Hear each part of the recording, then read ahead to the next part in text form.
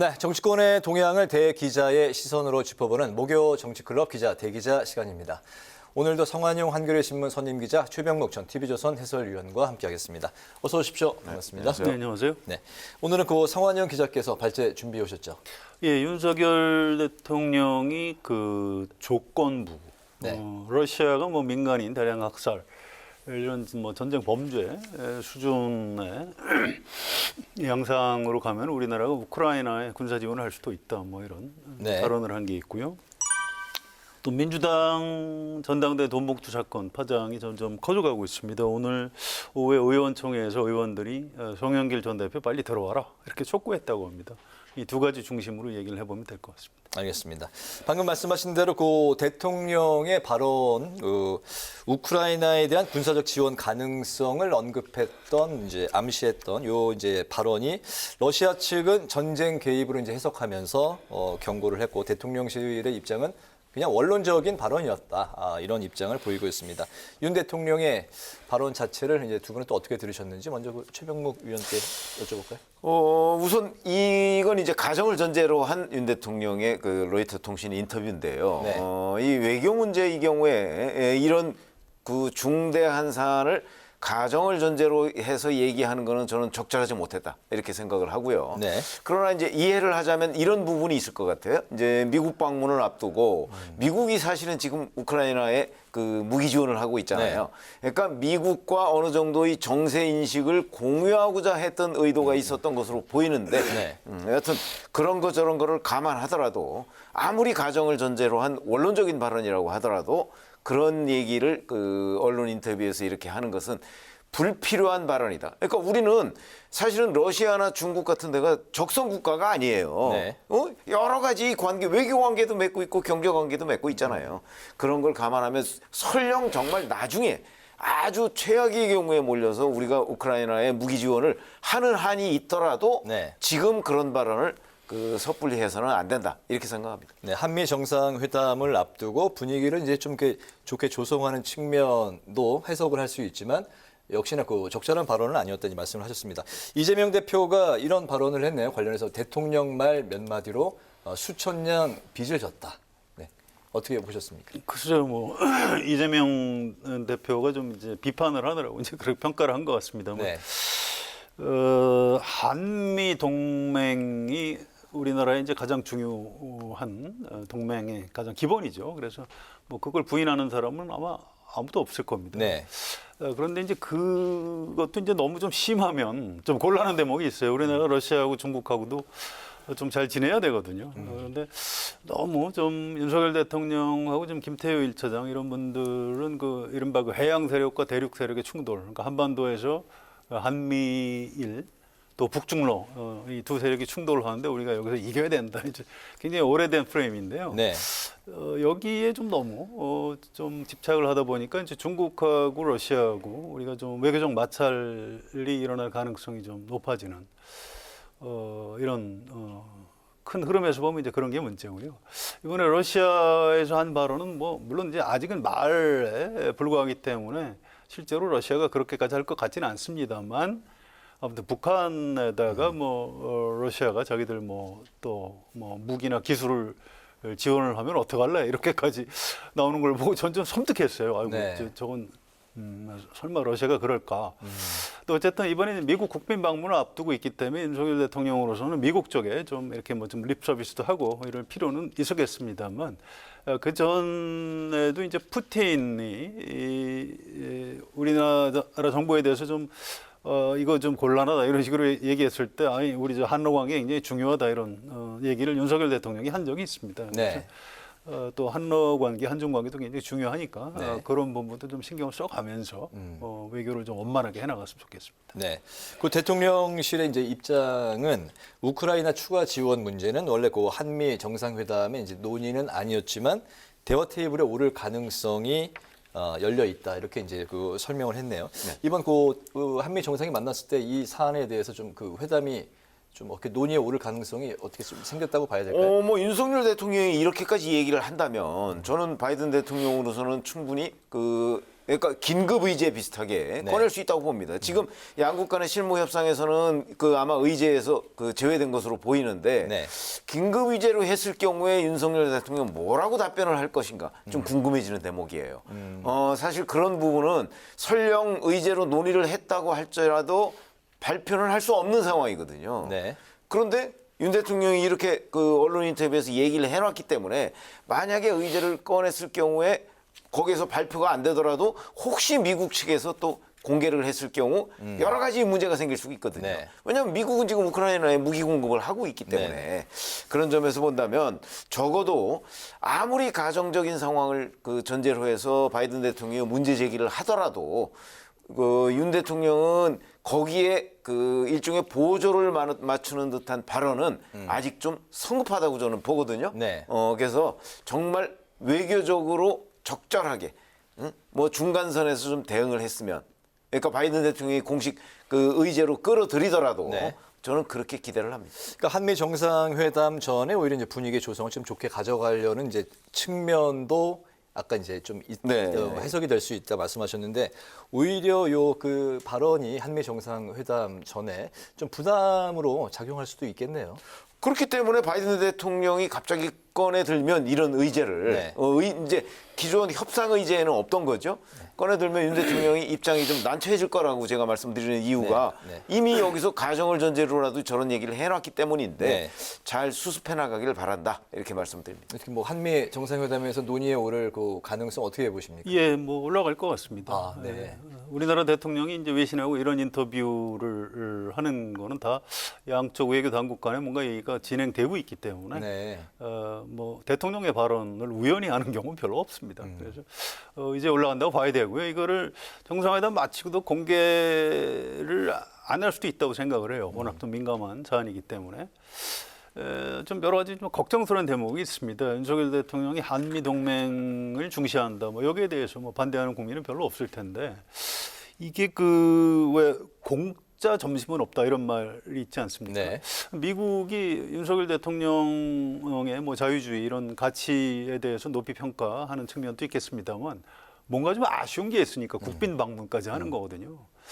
그러니까 이 의전 같은 걸로 이렇게 혼을 쏙 빼놓고 뭔가 우리한테 굉장히 부담스러운 요구를 하는 것 아닌가. 지금 우리가 좀 약간 정신을 바짝 차려야 될 때가 아닌가. 네. 특히 우리 그 외교부 당국자들, 특히 그 대통령실 그 국가안보실에 있는 분들, 이거 나중에 결국 이게 다 드러나게 돼 있습니다. 이 역사적인 평가까지 받게 돼 있어요. 그래서 좀 이럴 때일수록 철저하게 대한민국 국익에 따라서 네. 철저하게 좀 판단을 해주시면 참 좋겠습니다. 그동안 이제 그 여러 그 외교 부분에 있어서 특히나 이제 네. 그 외국 이제 뭐 순방이라든가 이런 부분에 있어서 좀 이야기들이 나온 그 사례들이 있기 때문에 이번엔 좀 더 그 철저하게 준비를 했으면 하는 그런 바람이 듭니다. 그런가 하면 그 윤 대통령의 첫 4.19 기념사를 두고 여야 공방이 이제 불거졌는데요. 바로 이제 바로 이 워딩입니다. 피로 지킨 민주주의가 사기꾼의 농락당해서는 안 된다. 특히 독재와 폭력과 돈에 의한 매수로 민주주의가 도전을 받을 수 있다. 바로 이 부분인데요. 바로 이게 그 대통령의 의중이 민주당 상황을 겨냥한 게 아니냐 이런 지적이 나오고 있습니다. 예, 어떻게 보십니까? 겨냥한 것 같습니다. 예. 그 연설비 저관이 아마 현장에 가 있었던 모양이에요. 그 네. 잘 아는 사람이 이렇게 윤석열 대통령 연설할 때 이 연설비 저관이 그 원고를 계속 보고 있거나 아니면은 윤석열 대통령을 쳐다보거나 이걸 쭉 봤던 모양이에요. 그런데 돈에 의한 매수 이거는 아마 그 애초에 비서관이 써준 거에는 없었던 것 같고 윤석열 대통령이 현장에서 추가하거나 미리 준비했던 발언인 것 같고요. 네. 그 행사 직전에 이재명 대표하고 인사를 했거든요. 그래서 좀 약간 묘한 표정을 짓는 게 방송하고 이제 스틸 카메라에 잡히기도 했는데요. 네. 좀 약간 의도적으로 이제 그런 얘기를 한 것 같아요. 지금 민주당의 돈봉투 사건 터졌는데 바로 그게 민주주의를 위협하는 거다. 민주주의에 대한 도전이다. 이제 뭐 이런 얘기를 좀 한 것 같은데 뭐 이것도 썩 그렇게 적절해 보이지는 않습니다. 4.19 기념사에서 할 얘기는 아닌 것 같아요. 네. 특히 현직 대통령이 이제 야당에 대해서 서운한 감정을 가질 수 있어요. 이제 과거 대통령들도 그랬습니다. 야당 때는 막 대통령 공격하다가 자기가 대통령이 되면 이 도대체 야당이 왜 이러냐 이제 이런 얘기들을 하는데 윤석열 대통령은 이제 좀 몸집도 크시고 한데 좀 대인다운 풍모를 좀 보여주셨으면 참 좋을 텐데 어제 그 장면은 좀 개인적으로 실망스러웠습니다. 그러니까 보통 이제 기념사 하면 상당히 좀 그 절제된 언어를 많이 이제 좀 쓰는 거를 볼 수가 있는데 그렇기 때문에 이게 대통령이 원래 그 원고에 없던 대통령의 의중이 반영된 발언이다 이런 이제 이야기가 나오고 있습니다. 물론 이제 좀 확인은 안 된 것 같습니다. 그건 아직 확인이 안 돼 있죠. 원고에 있었는지 아니면 지금 말씀하신 대로 원래 연설비서관이 써준 원고에 없더라도 본인이 충분히 고치거든요. 네. 그러니까 고친 원고에조차 없었던 건지 이거는 이제 현재 분명하지는 않습니다. 그 이제 뭐 언론에 이제 오랫동안 계셨기 때문에 이런 뭐 기념사, 뭐 축사 이제 그 대통령의 그런 워딩을 많이 보셨을 텐데 이 사기꾼, 돈에 의한 매수 이런 표현은 그 잘 못 봤던 것 같은데 우선 이런 걸 한번 생각해 보시죠. 우리가 4.19 혁명이라는 게 왜 일어났죠? 그게 이른바 권력에 대한 저항, 권력에 의한 뭐 민주주의 왜곡 뭐 이런 거 아니겠습니까? 네. 저는 민주주의가 왜곡되는 과정이나 그걸 규탄한다는 거는 충분히 들어가야 하고 들어갈 수도 있다고 생각을 합니다. 네. 다만 표현의 문제겠죠. 그 예를 들어서 대통령의 언어라고 한다면 저런 그 공식 그 기념사 같은 데에서 사기꾼이라는 표현은 저는 그 들어가서는 안 된다고 생각하는 입장이고 제 네. 개인적인 생각입니다. 네네. 그러면 사기꾼, 농락, 뭐 매수 이런 거는 누구의 언어냐? 대통령의 언어라기보다는 저는 검사의 언어라고 생각합니다. 네. 그런 의미에서 윤석열 대통령이 아직 그 어떤 정무적 감각이 좀 성숙돼 있다기보다는 검사로서의 언어에 보다 더 익숙해 있지 않은가. 그래서 그런 대응이 굉장히 아쉬웠다 이렇게 생각합니다. 윤석열 대통령이 당선 직후에 네. 뭐 나는 대한민국 모든 국민의 대통령이다. 뭐 나를 찍은 사람만 내가 대변하지 않는다. 이렇게 해서 통합을 강조했습니다. 그런데 처음엔 좀 그런 모습을 보이는 것 같더니 어떻게 지금 거의 취임 한 1년이 다 돼가는데 네. 점점 더 본인을 찍은 국민의힘 지지자들의 대통령인지 검사들의 대통령인지 이런 착각을 줄 정도로 좀 야당을 너무 미워하는 것 같아요. 좀 곤란한 대목이고요. 지금이라도 좀 이재명 대표 뭐 현장에서 만나서 좀 더 활짝 웃는 모습을 보여줬으면 좋겠다 싶고요. 이 4.19 기념사도 이제 이 자리에 걸맞게 좀 이렇게 점잖은 표현을 썼으면 참 좋았을 텐데 좀 무척 아쉬운 장면이었습니다. 네. 성 의원님께서는 뭐 늘 그 야당 대표와의 이제 만남을 이제 좀 독려하고 이제 좀 희망하는 말씀을 하셨는데 분위기는 계속해서 뭐 좀처럼 좁혀지지 않는 그런 상황인 것 같습니다. 그 민주당 상황도 좀 살펴보겠습니다. 돈봉투 의혹을 이제 살펴볼 텐데 의혹의 이제 핵심 인물로 이제 지목되어 온 송영길 전 대표가 22일, 그러니까 토요일이죠. 기자회견에서 밝히겠다는 입장만 이제 반복하고 있고 그렇기 때문에 조기 귀국에 대한 거부 의사로 지금 이제 받아들여지고 있습니다. 일각에서 이제 송 전 대표에 대한 제명, 출당, 정계 은퇴까지 해야 되는 거 아니냐 이런 이야기가 나오고 있는데 만약에 송 전 대표가 귀국을 거부할 경우 민주당에서는 좀 어떤 선택을 내리게 될까요? 어떻게 보십니까? 지금 말씀하신 대로 만약에 송 전 대표가 조기 귀국을 거부한다. 그러니까 22일 내일 모레 그 기자간담회에서 나는 뭐 모르는 일이기 때문에 네. 귀국하지 않겠다. 만약 이렇게 그냥 딱 잘라서 거부한다면 아마 민주당 내에서 비명, 친명 가릴 것 없이 저는 출당, 제명 얘기가 나올 거고 그런 입장이 탄력을 받을 거라고 생각을 하거든요. 그렇기 때문에 그걸 송영길 전 대표가 왜 모르겠어요. 그래서 저는 내일 모레 송영길 전 대표의 기자간담회에서 딱 잘라서 조기 귀국을 거부하지는 않을 걸로 예상을 합니다. 그러니까 뭔가 그러니까 검찰에서 소환을 한다면 네. 그때 귀국하겠다든지 아니면 뭐 파리 생활을 그 조기에 정리하고 귀국하겠다든지 뭐 이런 정도의 귀국에 있어서 좀 융통성 있는 입장을 내놓지 않을까. 전 개인적으로 그렇게 예상을 하거든요. 네. 만약 그렇지 않다면 정말 그 민주당에서 매우 강력한 조치가 나갈 가능성이 대단히 많습니다. 그래서 아마 내일 모레면 시간이 있잖아요. 그러니까 아직도 이재명 대표 측과 송 전 대표 측이 물밑 조율을 하고 있을 거다. 저는 이렇게 예상합니다. 네, 본인이 먼저 빨리 귀국하겠다라는 의사를 표현하지 않더라도 조건부 상황이 그렇게 만들어지면 빨리 귀국하겠다 이런 입장을 이제 밝힐 거라는 저는 거죠. 아마도 그렇게 밝히지 않을까 싶습니다. 네네. 성 의원님께서 어떻게 보십니까? 이 방송 시작 전에 정치부 기자들이 지금 이 뉴스 계속 취재를 네, 하고 있고 그렇겠죠. 저도 그거 네. 취재하다 지금 들어왔습니다. 네. 근데 정확히 확인은 안 되는데 기자회견 직후에 들어올 것 같다고 그래요. 네. 예, 뭐 생각보다 좀 빨라지고 있고요. 그리고 자진 탈당 같은 것도 뭐 검토하는 것 같다고 합니다. 그건 물론 22일 기자회견을 좀 봐야 될 것 같고요. 또 이재명 대표도 여러 통로로 이왕이면 회견하지 말고 좀 먼저 들어와줬으면 좋겠다 이런 메시지를 보낸 정도는 거의 지금 확인이 돼가고 있습니다. 그래서 송영길 대표가 민주당의 대표를 했던 사람이에요. 또 지난번 지방선거 때 서울시장 후보로 출마까지 했던 사람이고 네. 5선 국회의원에 인천시장까지 했던 사람입니다. 그래서 오늘 오후에 의원총회에서 의원들이 총의를 모았기 때문에 네. 뭐 그거를 뭐 이렇게 거절하거나 그럴 가능성은 별로 높지 않고 순리에 따라서 귀국하고 검찰이 소환하면 출두해서 조사를 받는 그런 수순으로 가게 될 것 같습니다. 민주당이 당내에서 강경 어떤 그 수위의 징계를 가기 전에 송영길 대표가 네, 귀국할 그렇습니다. 것이다. 뭐 이렇게 제명을 하거나 출당하거나 그런 험한 장면이 벌어질 것 같지는 않습니다. 알겠습니다. 국민의힘 상황도 이제 살펴보겠습니다. 오늘 24일에 중앙윤리위원회 구성이 이제 완료할 것으로 전해지고 있는데 그렇기 때문에 이제 그동안 이제 실언을 하면서 과연 징계가 어떻게 될 것이냐 관심을 모았던 김재원, 태영호 최고위원의 징계 여부에 이제 관심이 쏠리고 있습니다. 윤리가 이제 구성이 되면 바로 징계 절차에 들어갈지 그렇다면 이제 또 수위는 어느 정도 나올지 어떻게 전망하십니까? 뭐 그건 아직 윤리 구성도 안 됐는데 저희가 그 윤리위 징계를 예측한다는 게 좀 섣부르긴 하죠. 그러나 네. 구성하면 저는 징계 절차에 돌입할 것으로 봅니다. 지금 왜 그러냐면 김기현 대표 체제도 흔들리고 있거든요. 네. 이 흔들리는 걸 잡을 수 있는 길은 지금 어찌 보면 윤리위원회밖에 없는 것 같아요. 그러니까 윤리위원회가 김기현 대표의 뭐 조율을 하는 건 아니지만 여하튼 뜻을 받들어서 저는 충분히 그 징계 절차에 돌입할 거라고 보고요. 네. 그러면 징계 절차를 어느 정도나 할 것인가? 자칫 잘못하면 징계를 하고서 또 그 여러 가지 비판의 도마에 오를 가능성도 있어요. 뭐 솜방망이다 뭐 이런 네. 가능성이 있거든요.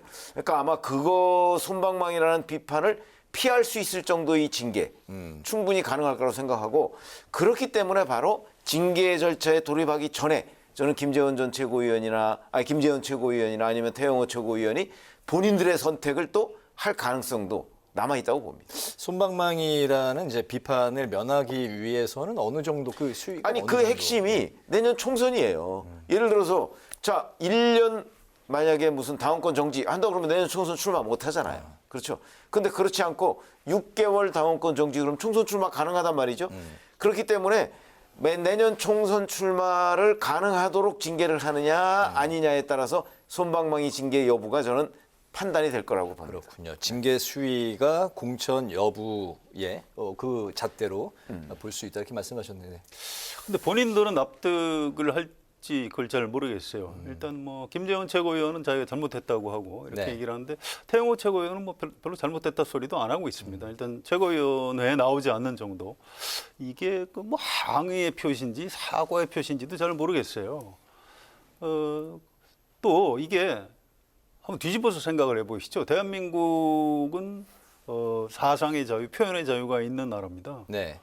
여기서 본인이 그렇게 생각하는 걸 얘기했다는데 그게 왜 징계 사유가 되는지도 한번 생각을 해봐야 돼요. 이거 징계하면 본인이 또 불복하고 법원에 가서 소송을 낼 가능성도 있다고 봅니다. 물론 이 발언의 내용은 굉장히 부적절해요. 무슨 내가 북한에서 다 알기로는 그 4.3도 김일성 시켜서 그렇게 한 거고 김구 선생도 그 다 저 북한 통일전선 그 때문에 놀아난 거고 이제 이렇게 얘기를 한 거죠.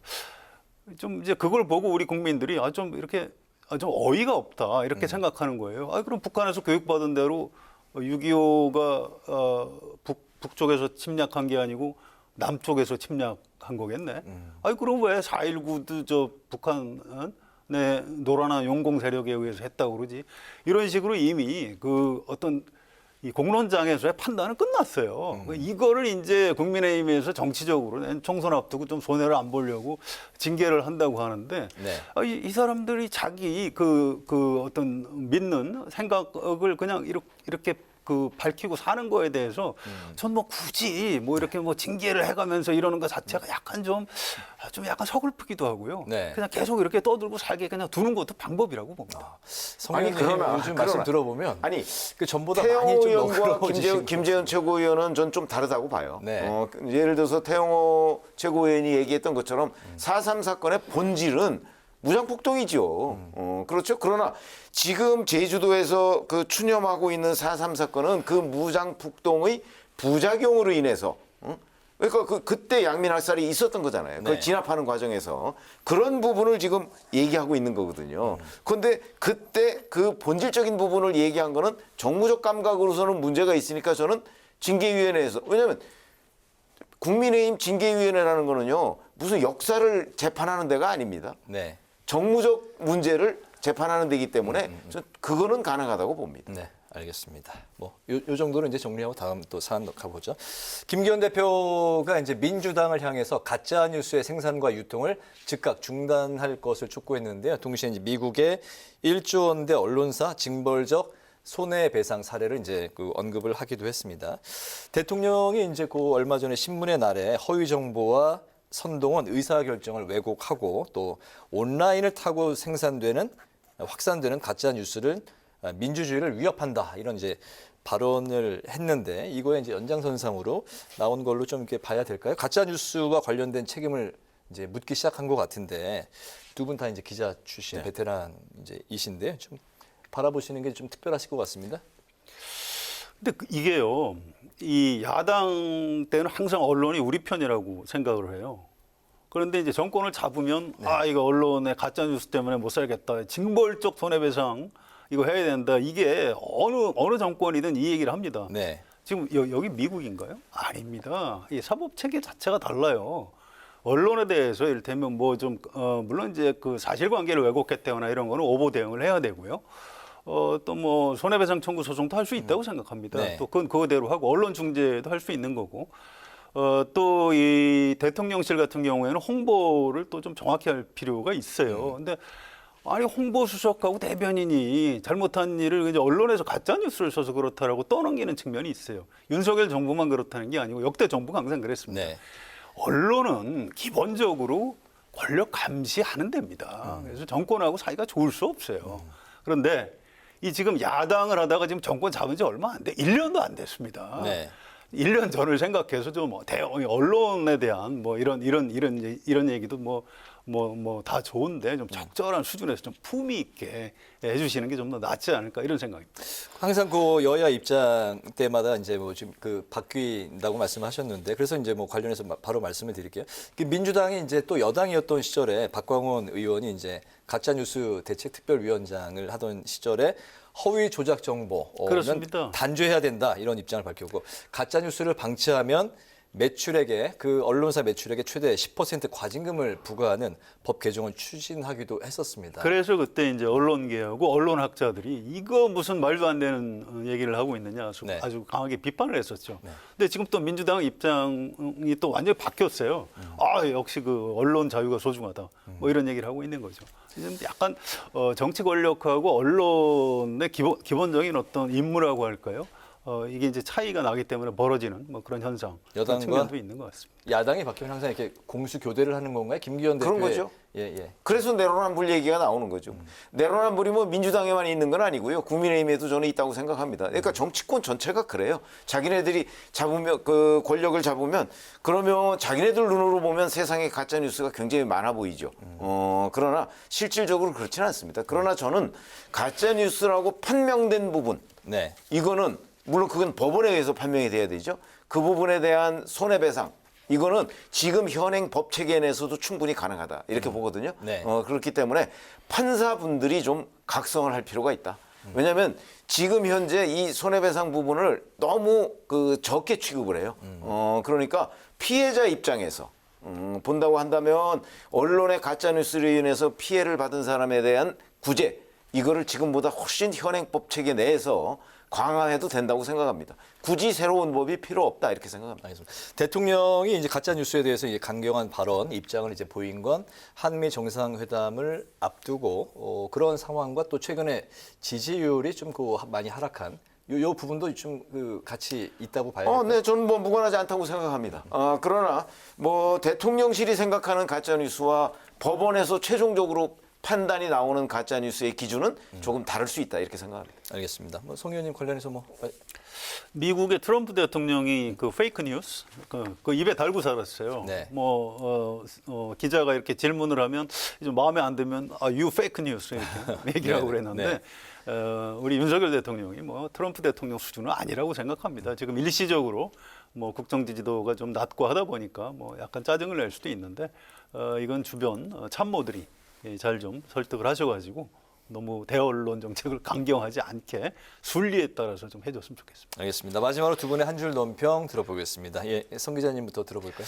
예, 언어는 존재의 집이다. 하이데커 말입니다. 정치는 사실 말로 하는 거예요. 그런데 아까도 얘기했지만 윤석열 대통령의 언어는 지금 정치인의 언어는 아닌 것 같아요. 좀 약간 걱정입니다. 이렇게 좀 너무 험한 말을 한다거나 뭐 사기꾼 이런 단어를 쓰면 우리 어린 학생들이 보고 뭘 배우겠습니까? 그래서 오늘 아주 제가 가슴 아픈 한 줄 논평을 하겠습니다. 대통령의 입이 너무 거칠다. 언어는 생각의 집, 그렇습니다. 존재의 집이라. 존재의 집. 예전에 그 칼럼 쓰셨던 것도 제가 봤던 기억이 나네요. 예. 예.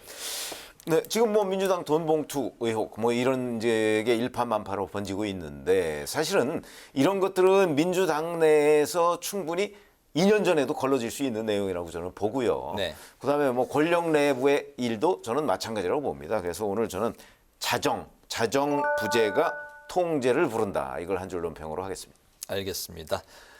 자, 목요 정치클럽 기자 대기자 이제 마칠 시간이 됐는데요. 지금까지 최병묵 전 TV조선 해설위원, 성한용 한겨레신문 선임 기자와 함께 윤석열 대통령의 우크라이나 군사 지원 가능성 언급 논란을 비롯해서 송영길 전 대표를 향한 민주당의 강경한 입장 등 오늘의 전국 현안을 두루 살펴봤습니다. 오늘 두 분 말씀 잘 들었습니다. 감사합니다.